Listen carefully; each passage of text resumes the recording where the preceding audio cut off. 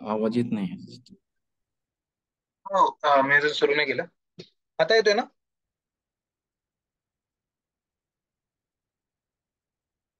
हो.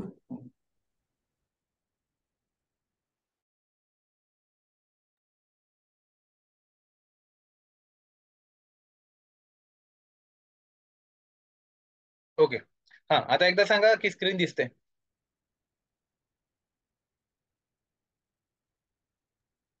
Yes. Okay. आता बघा, मी तुम्हाला फक्त HTML मधलं तुम्हाला सगळंच काही माहिती असण्याची गरज नाही. फक्त 2-3 गोष्टी माहिती असल्या पाहिजेत तेवढ्याच सांगतो. ऍज अ काय म्हणतात, झूमचे मल्टिपल सेशन्स ओपन झालेत. ठीक आहे, जाऊ दे, नंतर बघू. हा, तर ही एक जी लाईन दिसली ना तुम्हाला, तर ही लाईन कशी रीड करायची किंवा त्याच्यातलं काय लक्षात ठेवायचं, हे फक्त मी तुम्हाला सांगण्यासाठी इथं एक लाईन घेतली आहे HTML ची. तर बघा, HTML मध्ये असे टॅग असतात. याच्यामध्ये कसं ओपनिंग आणि क्लोजिंग, जसं मी तुम्हाला मेवेनला सांगितलं होतं XML कसं असतं. तर याच्यामध्ये बघा, इथे जो असतो सुरुवातीला, याला म्हणतात की टॅग नेम. याच्यामध्ये जर तुम्ही रीड केलं तर इनपुट आहे, याला काय तुम्ही म्हणणार, तर हे या टॅगचं नाव. तर हे टॅग नेम. आणि त्या हे जे रेड मधले तुम्हाला दिसतात, या एका टॅग मध्ये बरेच ऍट्रिब्यूट्स असू शकतात. ठीक आहे ना? एक टॅग असतो म्हणजे हा ओपनिंग आणि क्लोजिंग जिथे होतो, म्हणजे हा अख्खा एक टॅग झाला. तर या टॅगचं नाव आहे इनपुट. आणि एका टॅग मध्ये बरेच ऍट्रिब्यूट असू शकतात, एक किंवा अनेक. तर हे रेड मध्ये तुम्हाला जे सगळे दिसतात ते आहेत ऍट्रिब्यूट्स. तर या टाईपला, प्लेस होल्डरला, आयडीला आणि व्हॅल्यूला यांना काय म्हणतात, ऍट्रिब्यूट. आणि ग्रीन मध्ये तुम्हाला जे दिसत आहेत ते आहेत ऍट्रिब्यूट असोसिएटेड व्हॅल्यू. म्हणजे ही टेक्स्ट काय आहे, तर टाईप या ऍट्रिब्यूटची व्हॅल्यू आहे. प्लेस युजर नेम काय आहे, तर प्लेस होल्डर या ऍट्रिब्यूटची व्हॅल्यू आहे. समजते? इनपुट युजर नेम आयडी ची व्हॅल्यू आहे. आणि व्हॅल्यू ऍट्रिब्यूटची व्हॅल्यू नल आहे. ठीक आहे. म्हणजे आता इथे कन्फ्युजिंग आहे, त्यामुळे याच्यात घुसू नका, कारण ऍट्रिब्यूटचं नावच व्हॅल्यू आहे.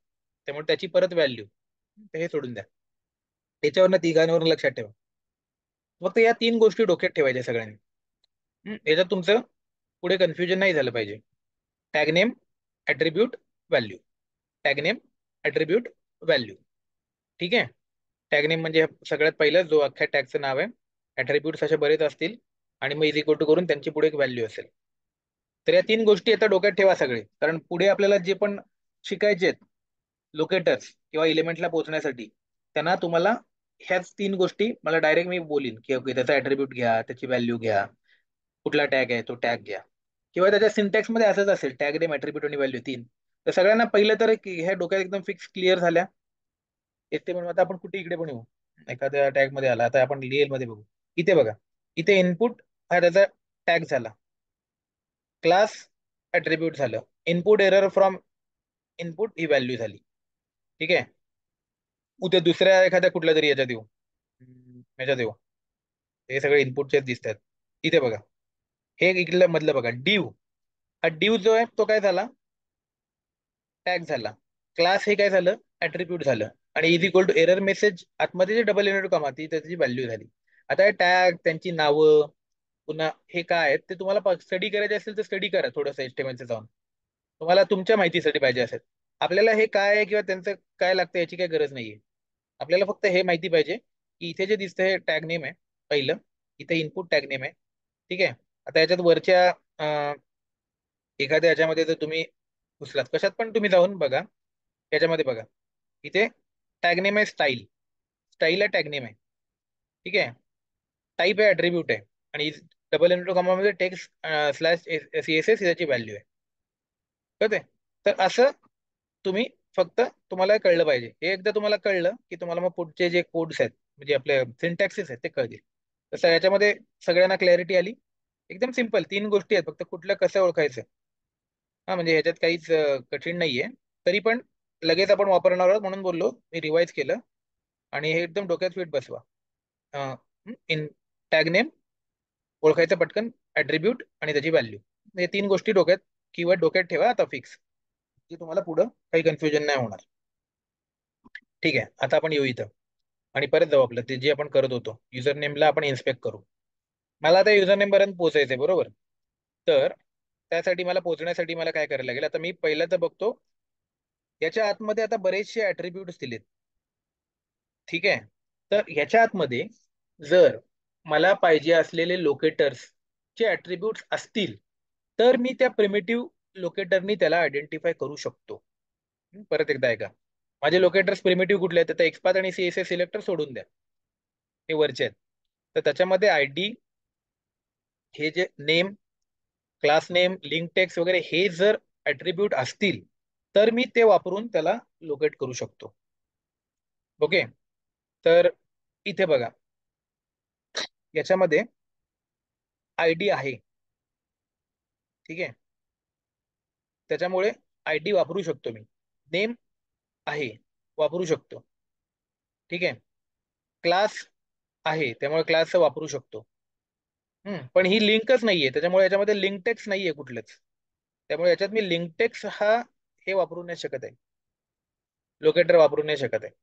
इथे जर आयडी नसता फॉर एक्झाम्पल, तर मी आयडी वाला लोकेटर वापरू नसतो शकलो.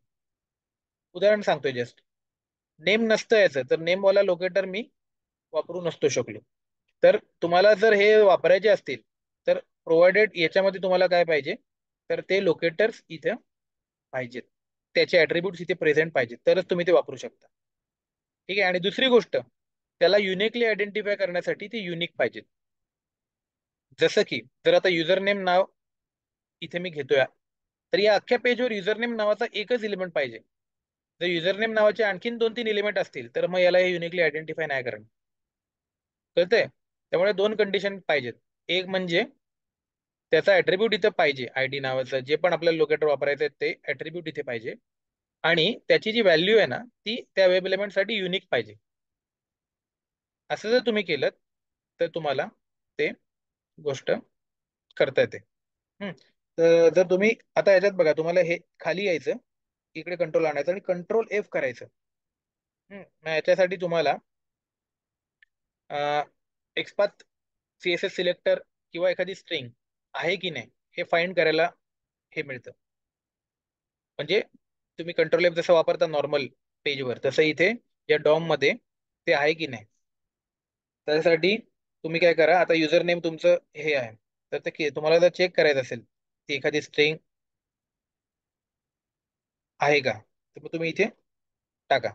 तर हे टाकल्यानंतर तुम्हाला दिसलं की ओके, एकाच एलिमेंट मध्ये ते युजर नेम वापरले गेले.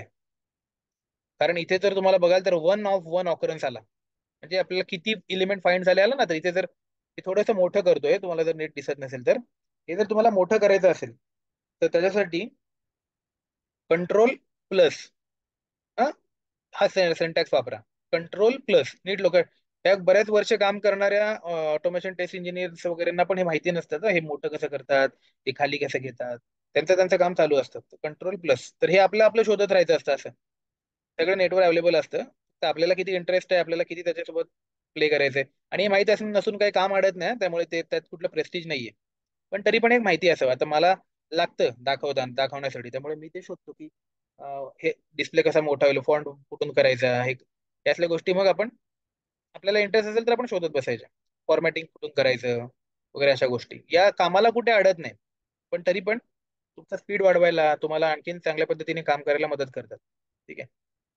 ते कंट्रोल प्लस करून मी बघा हा फॉन्ट वाढवला याचा खालचा, तुम्हाला युजर नेम दिसलं बघा नीट, आणि इथे 1 ऑकरन्स आला, म्हणजे हे एलिमेंट युनिक आहे. ठीक आहे. एकाच ठिकाणी वापरले गेले. तेच जर आता बघा इथे, आता मी फॉर्म ग्रुप नावाचा एक ऍट्रिब्यूट घेतो आणि इथे मी वापरतो. तर तुम्हाला दिसलं फॉर्म ग्रुपचे मला 1 ऑफ 2 ऑकरन्स आले, म्हणजे पहिला हा पण आहे, याला पण फॉर्म ग्रुप आहे. बघ वरती बघा ते एलिमेंट करते, आणि आता मी एंटर करतो, मला दुसरं एलिमेंट दाखवेल. हे बघा 2 ऑफ 2, म्हणजे दुसरा हा पण आहे, म्हणजे युजर नेम आणि पासवर्ड दोघांचा जो क्लास आहे वरचा, त्यांचा जो पॅरेंट क्लास आहे, त्या दोघांचं पण नाव काय, तर फॉर्म ग्रुप आहे. त्यामुळे फॉर्म ग्रुप हे नाव युनिक नाहीये या डोम मध्ये. त्यामुळे उद्या मला हा जर हे जर क्लास नेम वापरायचा असेल याला आयडेंटिफाय करायला, तर मी वापरू नाही शकत. म्हणजे वापरू शकतो, पण तो मला काय करेल, तर जो पहिला येईल, दोघांमधला जो पहिला येईल तो एलिमेंट रिटर्न करेल. पण मला जर पासवर्ड साठी पण तेच वापरायचं असेल तर पासवर्ड मला याच्यानी रिटर्न नाही होणार. ऑलवेज युजर नेमच रिटर्न होईल, कारण पहिला कोण आहे डॉम मध्ये, पहिली व्हॅल्यू कोणाची 1 ऑफ 2, तर युजर नेमचे. त्यामुळे मी उद्या जर हा क्लास नेम वापरून हा जर आयडी वापरला, क्लास नेम क्लास जर हे जर आपण वापरलं क्लास फॉर ग्रुप, जर इथे हे फाइंड आउट करण्यासाठी, तर काय होईल, तर मला तो पहिल्यावाला करेल. त्यामुळे ते युनिक नाहीये. मला फक्त तुम्हाला एवढंच दाखवायचं होतं की इथून तुम्ही सर्च करू शकता कुठलं युनिक आहे कुठलं युनिक नाहीये. ठीक आहे, तर ते जाऊ. परत एकदा येऊ आपण इथं. युजर नेम ऍट्रिब्यूटला आलो, इन्स्पेक्ट केलं, आणि आपल्याला आयडी पाहिजे होता. बाय आयडी करूया ना पहिलं. तर मग आयडी युजर नेम मी घेतला आणि ते युनिक सापडलं मला. ठीक आहे, मग मी हा कॉपी केला आणि मी आलो आपल्या ह्याच्यामध्ये. ठीक आहे, आणि इथे मी हा टाईप केला. ठीक आहे, तर हे फाइंड होतंय की नाही आता आपण एकदा बघू. एकदा मी फक्त रन करतो कोड.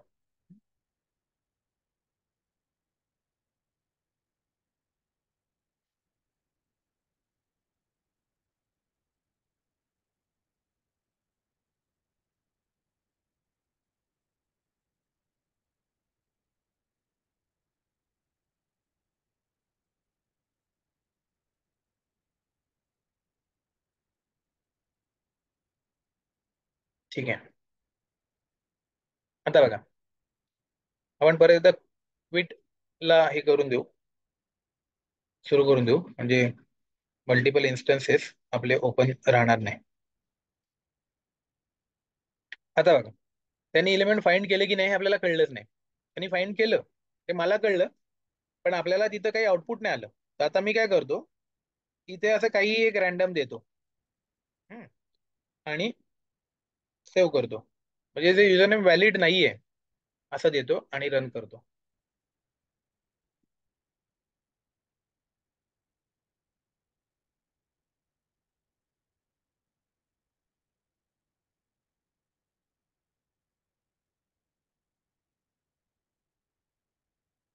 आता बघा, आता त्याने ड्रायव्हर ट्विट पण नाही केला, कारण तो या 16 नंबर लाईनला पोहोचलाच नाही.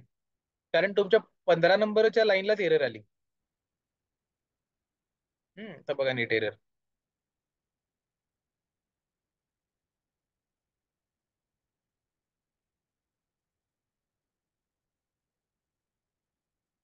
हा, बघा नीट. हे बघा, एरर कशी वाचायची बघा. इथे जर तुम्ही बघाल तर एक्सेप्शन, आपण एक्सेप्शन शिकलोय. आता हे कसं करायचं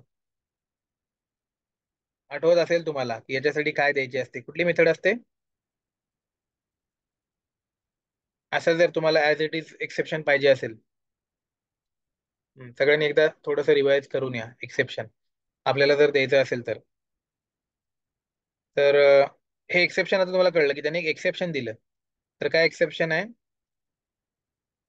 कुठलं एक्सेप्शन आहे, पहिलं तर नाव त्याचं, नो सच इलिमेंट एक्सेप्शन. हे आलेलं आपलं आता पहिलं एक्सेप्शन सेलेनियमचं. आणि काय आलं, no such element, unable to locate element. आणि कुठलं इलिमेंट, युजर नेम त्यांनी दिले, युजर नेम 1 2 3 4 5 6 7 8. तर त्यांनी इंटरनली त्यांनी सीएसएस सिलेक्टर वापरलाय. तो त्याला सर्च करायला सीएसएस सिलेक्टर वापरतोय, ते सोडून द्या. पण त्यांनी काय दिलंय, तर हे 1 2 3 4 5 6 7 हे जे इलिमेंट तुम्ही दिलं ते मला मिळालं नाही. त्यामुळे मला no such element exception error आली, म्हणजे असं इलिमेंट प्रेझेंटच नाहीये. हम्म, तर इकडे पण तुम्ही बघाल की फाइंड एलिमेंटला आय डी आणि त्याची व्हॅल्यू काय, तर हे युजर नेम, हे मला मिळत नाहीये, असलं एलिमेंट मला मिळत नाहीये असं तो म्हणतोय. ठीक आहे, आणि कुठे एरर आली आहे, तर इथे बघा लास्टला तुम्हाला ते सापडेल, सेलेनियम डेमो जावा 15 लाईन नंबरला ही एरर आली आहे बघा इथं. तर तुम्हाला ती लाईन नंबरला पोहोचवतो. हे तर तुम्हाला माहिती आहे, तुम्ही जावा करताय म्हणून सगळं, की ते एरर वगैरे कसे बघतात वगैरे काय, पण तरी पण एक सेलेनियमचं एक्सेप्शन असेल. तर याच्यावरनं तुम्हाला प्रूव्ह झालं निगेटिव्ह टेस्टिंग वरनं की आधी आपलं वर्क होत होतं. हे मी तुम्हाला काय दाखवलं, की एलिमेंट फाइंड होत नाहीये आता, म्हणजे आधी तुम्हाला काहीच दिसलं नाही, पण एरर येत नव्हती, म्हणजे एलिमेंट काय होत होतं, फाइंड होत होतं. हे आता या चुकीचं एलिमेंट पाठवल्यावर जेव्हा एरर आली, तेव्हा आपण आता म्हणू शकतो की म्हणजे आधी आपण पाठवत होतो ते बरोबर होतं आणि ते फाइंड होत होतं. तर परत एकदा मी रन करतो, तेव्हा ड्रायव्हर क्विट पण होईल, कारण एलिमेंट मिळेल त्याला.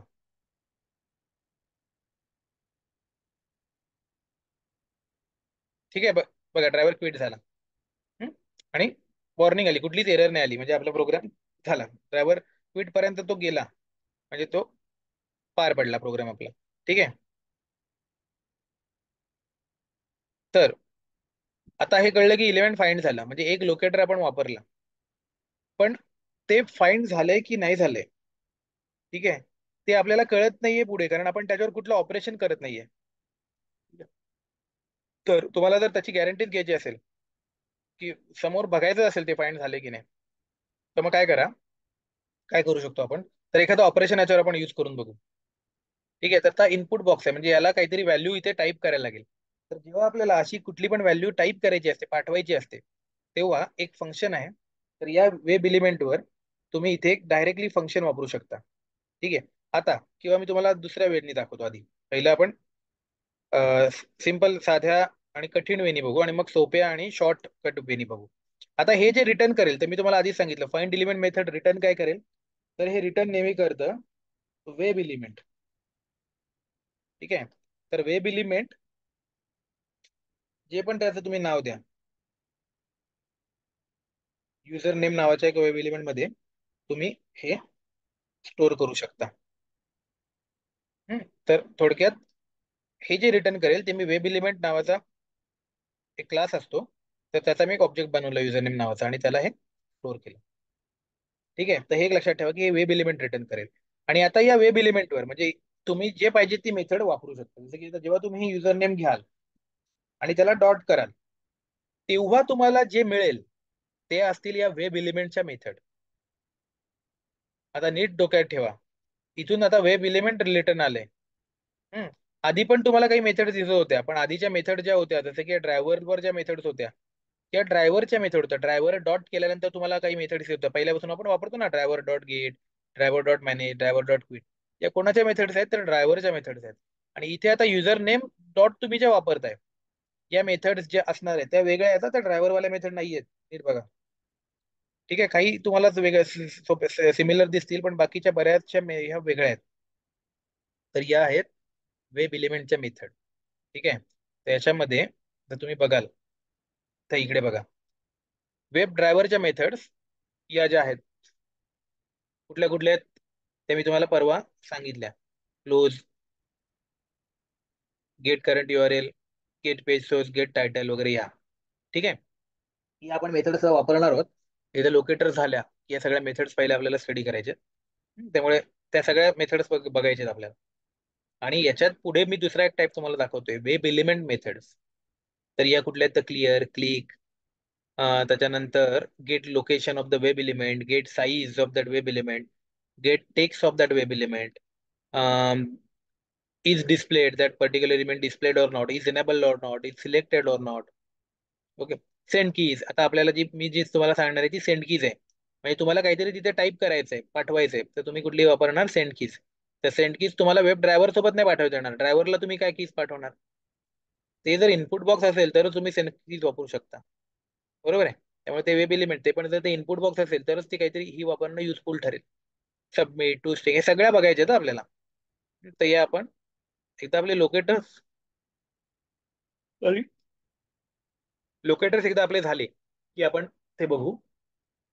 आता आपण त्याच्यामधली फक्त एक तुम्हाला डेमो पुरती, जसं ड्रायव्हरची एक मेथड वापरली आपण, तशी याच्यामधली ही जी सेंड कीज आहे, ती आपल्याला आता रेलिव्हंट आहे, म्हणजे आता आपल्याला गरज लागते त्याची. तुम्हाला प्रूव्ह करायचं ना ते वेब एलिमेंट आलंय की नाही आलंय, बघायचंय प्रत्यक्ष. त्याच्यासाठी इथली मी कुठे गेली ती सेंड कीज, हा, ही सेंड कीज नावाची मेथड वापरतो. त्याचा स्ट्रिंग त्याला आपण पाठवतो ऍज अ पॅरामीटर.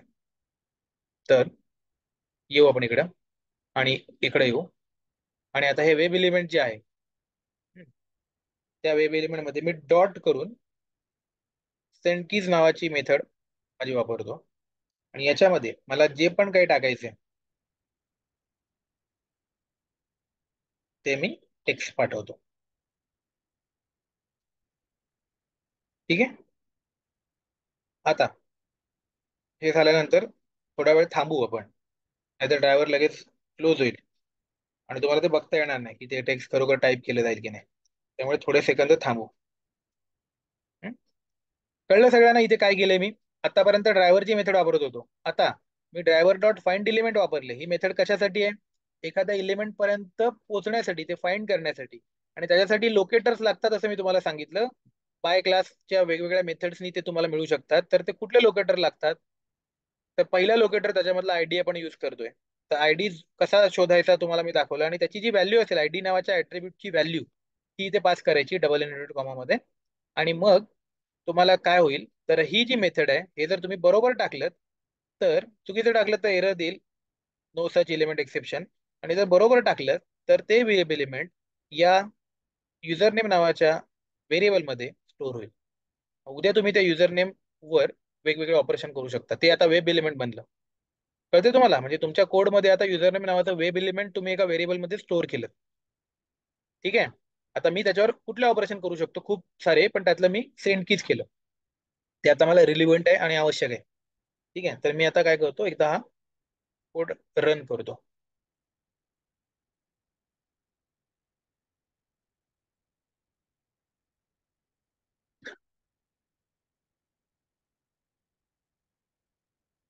सगळ्यांना दिसलं? 3 टाईप झालं तिथं. युजरनेमच्या जागी 3 टाईप झालं. म्हणजे हा प्रूफ मिळाला आपल्याला की आपण युजरनेमला सक्सेसफुली फाइंड केलं. आणि not only find, but we have achieve both of our targets. कुठले दोन टार्गेट होते हे बघा. हे find out the element, reach, find out the element or reach to that element using locators, using driver dot find element, then it will return the web element, and then perform operation of web element. पहिलं तर आपण त्याला शोधून एक web element घेतला, आणि मग त्या वेब एलिमेंटवर ऑपरेशन केलं, म्हणजे त्यासोबत कम्युनिकेशन केलं. सेंड कीज नावाचं ऑपरेशन आहे, मेथड आहे ना, ती आपण त्या वेब एलिमेंटवर केली. म्हणजे हे जे पहिले जे दोन टार्गेट आपण ठरवले होते, ते आता आपण एक लोकेटर वापरून अचीव केलं. कुठला लोकेटर वापरला? फक्त आपण आयडी वापरला, एकच. सगळ्यांना कळलं हे? की आपण याच्यातनं एक प्रूव्ह केलं, आपण जे काही बोललो होतो आतापर्यंत त्याचं आपण इकडे प्रमाण प्रूफ दिलंय. काय डाऊट असेल तर विचारा, काही कळलं नसेल तर. कारण आता हे आपल्याला पुढे थ्रू आउट टाईप्स वेगवेगळे येतील, कॉम्प्लेक्सिटी वाढेल कदाचित काही गोष्ट एक्सपात मधल्या काही सिच्युएशन साठी. पण मेन गोष्टी हीच करायची, कारण आपल्याला ऑटोमेशन टेस्टिंग करायचे. तर अशा वेगवेगळ्या वेब एलिमेंट्सला फाइंड करायचंय, त्यांच्यासोबत कम्युनिकेट करायचंय, अशा गोष्टी आपल्याला चालू ठेवायच्या. ठीक आहे. तर तुम्हाला जर ठीक आहे, काही डाऊट नसेल तर मग आपण आता पुढे जाऊ. तर हे होतं एक वेब एलिमेंट सोबत आपण डील केलं करणं. आता तसंच आपण आता दुसरं एक वेब एलिमेंट घेऊ.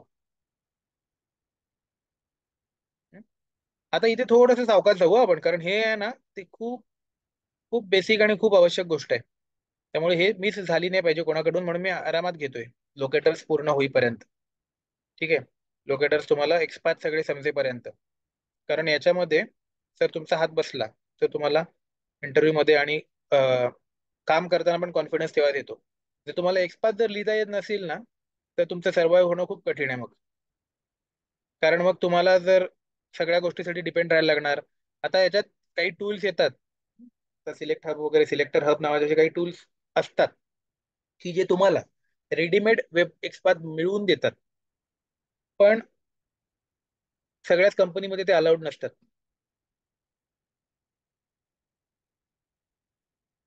म्हणजे बरेचशी मुलं म्हणतात की अहो तुम्ही एक्सपायर सर एवढे स्वतःहून कशाला फाईंड करता, तिथे टूल्स रेडीमेड आपल्याला फाईंड करून देतात. ठीक आहे. पण त्याचे दोन उत्तर आहेत. पहिलं म्हणजे तुमची कंपनी ठरवते की ऍडॉन्स कुठले वापरायचे. असे ब्राउझर्सवर कुठले पण ऍडॉन्स घ्यायला कंपनी अलाउ करत नाही, बरेच सिक्युरिटी नॉर्म्स असतात कंपनीमध्ये. ठीक आहे. त्यामुळे तुम्ही जर सिलेक्ट हबच्या वगैरे भरोशावर जर एक्सपाथ काढू म्हणून गेलात तिथं, आणि आयत्या वेळेला तुम्हाला मग एक्सपाथ कुठलेच फाइंड आउट करता येणार नाही. ठीक आहे. आणि ती वेबसाईट, काही काही ज्या साईट असतात ते तुमच्या तुमच्या एन्व्हायरमेंट मध्येच ओपन होतात.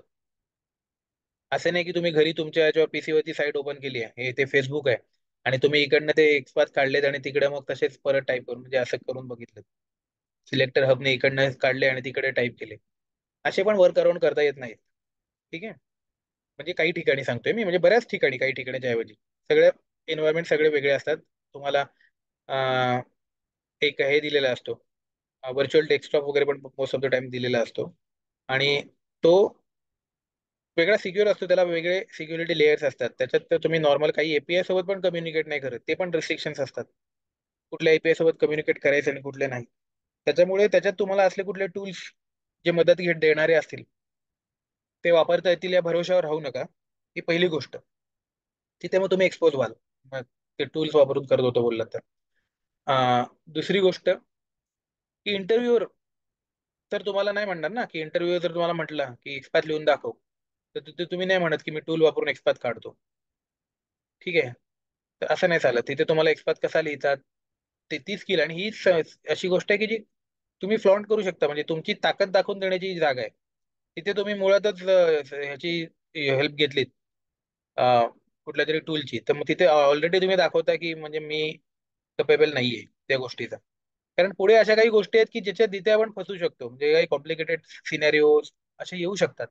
त्याच्यामुळे जे हे असं सोप्या गोष्टी आहेत जे आपण अचीव्ह करू शकतो आणि जिथे आपण ऑलरेडी शक्ती प्रदर्शन करू शकतो, त्या गोष्टी सोडू नका, त्या परफेक्ट करा. ठीक आहे. उद्या जर ते काही फ्रेमवर्क लेवलला कॉम्प्लेक्स सिटीचे प्रश्न विचारले, तर तिथे प्रोबॅबिलिटी आहे की काहीतरी सिनेरिओ बेस्ड क्वेश्चन आपल्याला येणार नाही. बरोबर. त्याच्यामुळे हे जे बेसिक आहेत ते प्रॉपर करा. अशा कुठल्याही शॉर्टकटनी करू नका. त्यामुळे ते सिलेक्ट वगैरे ते कोणी इन्स्टॉल करू नका. हा. ते केलं तर मग तुम्ही त्याच्यावर डिपेंड राहाल, आणि मग स्वतःचा एक्सपात तुम्ही कधीच नाही फाईंड करणार. आणि जर तुम्ही स्वतःचा एक्सपात शिकलात तर ते वापरायची गरजच नाही पडणार. Within fraction of minutes, second नाही म्हणणार मी, तरी पण मिनिट्स मध्ये तुम्ही एक्सपात दणादण फाईंड कराल. काय त्याचं म्हणजे मला तर जशी जशी प्रॅक्टिस झाली तसं अडत नाही कधीच एक्सपात फाईंड करायला. आणि कधी कधी काही दुसरे लोक पण जे याच्यावर करतात ते पण विचारतात, "अरे, हा एक्सपात फाईंड करून दे, मला मिळत नाही, रिलेटिव्ह आहे थोडासा." म्हणजे तुमची जर त्याच्यावर स्किल असेल तर तुम्हाला ते रिलेटिव्ह एक्सपात वगैरे हे खूप मोठी फाइंड करणं ही एक तुमची पॉवर बनू शकते. त्याच्यामुळे आणि मग सर्व्हाइव्ह व्हायला इंडस्ट्रीमध्ये ते खूप इम्पॉर्टंट आहे. पटापट जर तुम्ही एक्सपात फाइंड करत असाल किंवा सीएसए सिलेक्टर जे पण जे तुम्हाला लागते तिथं.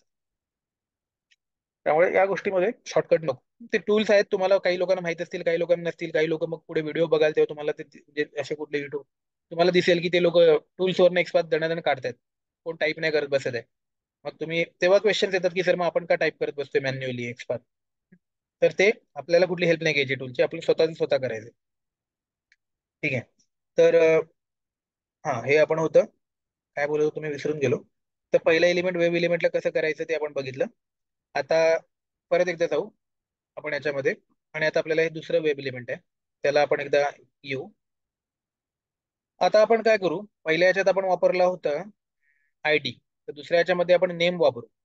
म्हणजे एक एक जेवढे जमतील तेवढे लोकेटर्स आपण वापरू, पण सगळ्यांना वापरण्याचं सिंटॅक्स सेम आहे. तर तुम्हाला कळलं ना, 2-3 वापरले 4 की तुम्हाला कळेल की कसं सेम आहे ते. तर बघा आता याच्यामध्ये मग नेम ऍट्रिब्यूट मी कॉमन आहे का शोधेन. इनपुट आहे, टाईप आहे, नेम आहे, तर इथे मला मिळालं. दिसतंय नेम ऍट्रिब्यूट आहे पासवर्ड, म्हणजे नेम ऍट्रिब्यूट मी वापरू शकतो याच्यासाठी. हं? आणि ते युनिक आहे का चेक करू आपण एकदा. अरे, युनिक नाहीये की आहे. 1 of 3 तिघांसाठी पासवर्ड दिलंय म्हणतंय हे. दुसरं कुठल्यासाठी दिलंय बरोबर, इकडे बघा पासवर्ड इथे पण आहे. हम्म. पण तो त्याचा सब टेक्स्ट आहे, त्यामुळे हे आपल्याला एफेक्ट नाही करणार. कारण आणि हे काय, तर नेम ऍट्रिब्यूट मध्ये नाहीये, नेम पासवर्ड नाहीये, ते क्लास पासवर्ड आहे, त्यामुळे हे आपल्याला एफेक्ट नाही करणार. नेम पासवर्ड असं वेगळं नाही पाहिजे. म्हणजे दुसरीकडे पण नेम पण ऍट्रिब्यूट पण सेम आहे आणि व्हॅल्यू पण सेम आहे, असं सेम नाही पाहिजे. ठीक आहे. ठीक आहे, हे काय आपल्याला एफेक्ट नाही करत आहे. हे फक्त त्यांनी वर्ड सर्च केलेत, टेक्स्ट सर्च केले, पण हे नेम ऍट्रिब्यूट मध्ये असलेलं फक्त एकच आहे, ते म्हणजे इथं. ठीक. त्यामुळे आपण काय करू, तर हे वापरू. तर आता याच्यासाठी परत काय करायचं, हे मी इथं कॉपी करून ठेवतो इथे, कंट्रोल C करतो. आलो मी इकडे आपल्या. हम्म. आता एक एक एलिमेंट आपण केलंय, वेब एलिमेंट सेंड कीच केलं. हम्म. आता मी परत तसंच करतो. आता सगळ्यांना हे पटापट ही पाठ झाली पाहिजे. इथे तुम्ही इंटरव्ह्यू समोर दणादण हे पटापट एकदम आपल्याला फास्ट टाईप म्हणजे जमलं पाहिजे हे टाईप करायला. हे ड्रायव्हर डॉट फाइंड इव्हेंट वगैरे, कारण हे तुम्ही रोज करणारी गोष्ट असू शकते. फ्रेमवर्क असेल तर नसते, फ्रेमवर्क नसेल तर असते. तर फाइंड एलिमेंट आणि याच्यामध्ये बाय डॉट. तर आता जर तुम्हाला दुसरा कुठला तरी लोकेटर वापरायचा. तर बदलणार काय, इथपर्यंत सेम राहणार सगळ्यांना कॉमन. आता कंपॅरेटिव्ह स्टडी करा वरच्यामध्ये आणि याच्यामध्ये. इथपर्यंत बघा, इथपासून बघा ड्रायव्हर डॉट फाइंड एलिमेंट. पाहिजे तर तुम्हाला कन्फ्युजन होत असेल तर मी web driver web element user name पण लिहितो आधी, नाहीतर परत ते कन्फ्युजन नको. ते आपण एंडला केलं होतं, तसंच मी आता करणार होतो, पण ठीक आहे तुम्हाला आता ते कळले मी त्याच्यात का स्टोअर करतोय. हम्म. तर मी इथे केलं इज इक्वल टू, आणि याचा फक्त युजर नेमच्या ऐवजी याचं नाव दिलं मी पासवर्ड. ठीक आहे. तर बघा हे सेम आहे, वेब एलिमेंट तसंच फक्त नाव बदललं. इकडे बघा, इथे पण सगळं बऱ्यापैकी सेमच आहे. ड्रायव्हर डॉट फाइंड एलिमेंट पर्यंत गोष्टी सेम आहेत. बाय डॉट पर्यंत गोष्टी सेम आहेत. ठीक आहे. फक्त इथे वरती आपण आयडी वापरला होता, आता आपल्याला आयडी नाही वापरायचा, आता आपल्याला नेम वापरायचंय. म्हणून मी काय करणार, बाय डॉटच्या नंतर आयडी ऐवजी कुठलं घेणार, लोकेटर नेम घेणार. एवढाच चेंज. कळलं आता तुम्हाला? 6 लोकेटर जे वापरायचे आहेत त्याच्यामध्ये चेंज कळला. एवढंच बदलणार की तुम्हाला आयडी घेणार, उद्या तुम्ही क्लास नेम घेणार, तिथे तुम्ही पार्शियल लिंक टेस्ट, एवढंच बदल करणार. बाकी ऍज इट इज सेम. आणि मग फक्त देताना मेक शुअर की तुम्ही आयडीच्या ऍट्रिब्यूटची व्हॅल्यू देताय, सॉरी नेमच्या ऍट्रिब्यूटची व्हॅल्यू देताय. ते तुम्हाला फक्त डॉम मध्ये तुम्ही क्लिअर पाहिजे की नेम नावाचा ऍट्रिब्यूट आहे. इथे बघा नीट, नेम नावाचं हे ऍट्रिब्यूट, आता मी पासवर्ड काढून टाकतो. नेम नावाचं हे ऍट्रिब्यूट आहे आणि त्याच्यात जी व्हॅल्यू आहे तीच तुम्ही देताय, एवढं फक्त मेक शुअर करा. हा, नाहीतर नेम असेल आणि तुम्ही व्हॅल्यू इकडे कुठली तरी दुसरी टाईपची वगैरे द्याल. आता सध्या सगळे सेम आहेत म्हणून ठीक आहे, सगळेच पासवर्ड दिलेत म्हणून ठीक आहे, पण आता ते वेगवेगळे असतात, म्हणजे असू शकतात. तर मी आता ही जी व्हॅल्यू होती पासवर्डची, परत एकदा कॉपी करतो. आपण दुसरं काहीतरी कॉपी केल्यामुळे ते गेलं. तर नेमची परत एकदा मी कॉपी करतो पासवर्ड व्हॅल्यू, आणि ती व्हॅल्यू मी इथे देतो. ठीक आहे. आता परत एकदा ती पासवर्ड मध्ये स्टोअर होईल आणि मला त्या पासवर्ड साठी पण काहीतरी पाठवायचंय, बरोबर आहे? तर मग म्हणून मी परत एकदा सेम मेथड वापरणार पासवर्डवर, कुठली जी वरती वापरली होती तीच. पासवर्ड डॉट, नाही आली बघा, आयडेंटिफाय नाही झाली कारण मी पासवर्ड चुकीचं टाकलं. तुम्हाला एक्झॅक्ट स्पेलिंगच टाकायला लागेल.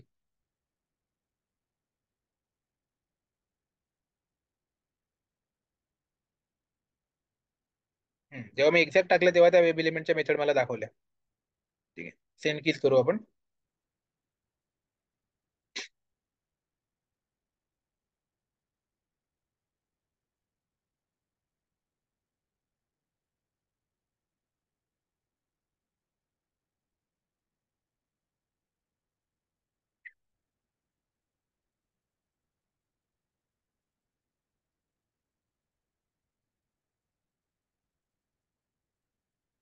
ठीक आहे.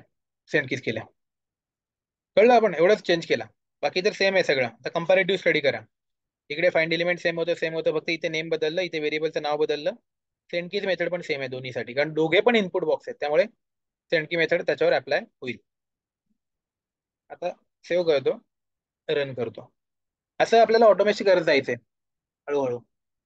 आता म्हणजे जर तुम्ही बघाल तर मी ऑटोमेट पण करतोय आणि साईड बाय साईड आपण लोकेटर्स पण शिकतोय.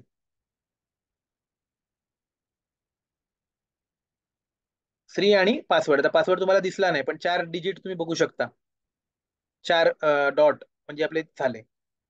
ठीक आहे, सक्सेसफुली झाला कारण एरर नाही आली, हे आता तुम्हाला कळलं. हा, आणि तिथे प्रमाण पण बघितलं आपण, ते डायरेक्टली सेंड कीज पास झाले त्याच्यामध्ये, त्यामुळे सगळं व्यवस्थित झालं.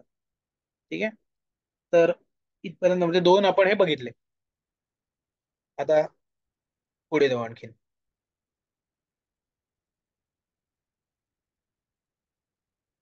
तर एवढं 2 केल्यानंतर पुढली स्टेप काय, तर लॉग इन बटनवर आपल्याला क्लिक करायला लागणार, बरोबर?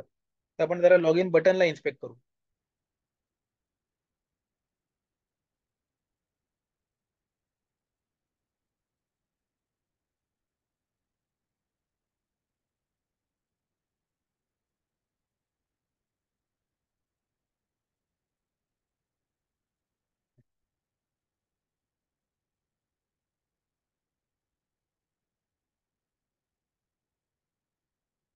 आता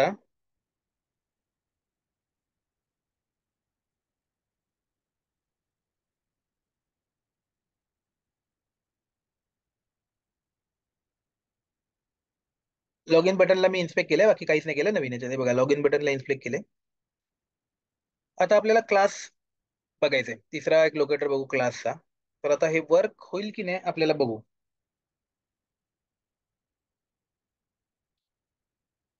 आता याचं क्लास मी कॉपी करून ठेवलं, ऍज इट इज तसंच ठेवलं मी सगळं.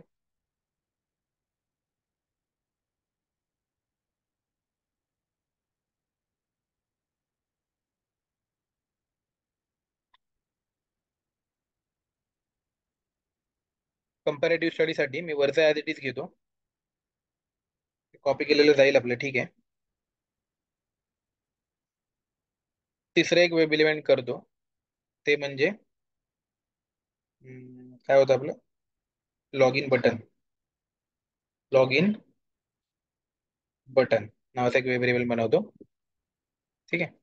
आणि याच्यामध्ये आता बाय डॉट फक्त आपण बदलू,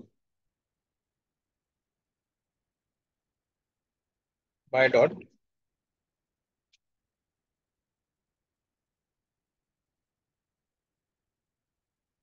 क्लास नेम घेऊ. तर आपण क्लास ने करायचंय. तिसरा लोकेटर वापरतोय आपण आता. तर इकडे बघा मी काय करतोय, आयडी झाला, नेम झाला, आता आपण क्लास नेमनी चाललो, ठीक आहे. तर आलो इथे.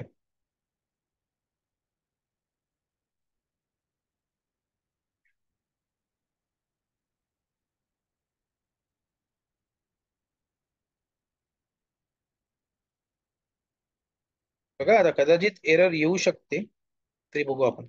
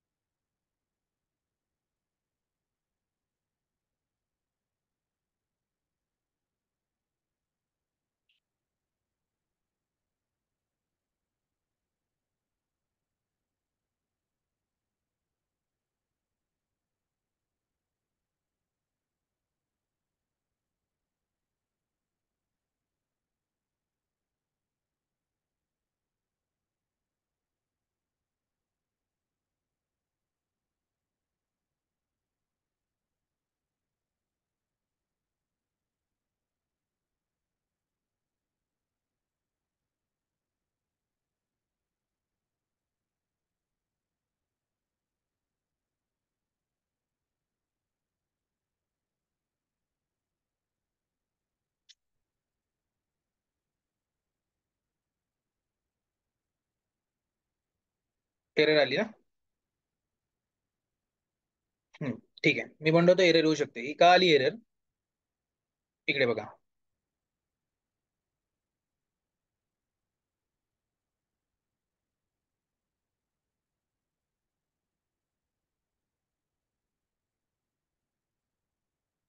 हा, एरर बघा सगळं. Compound class names not permitted. Okay.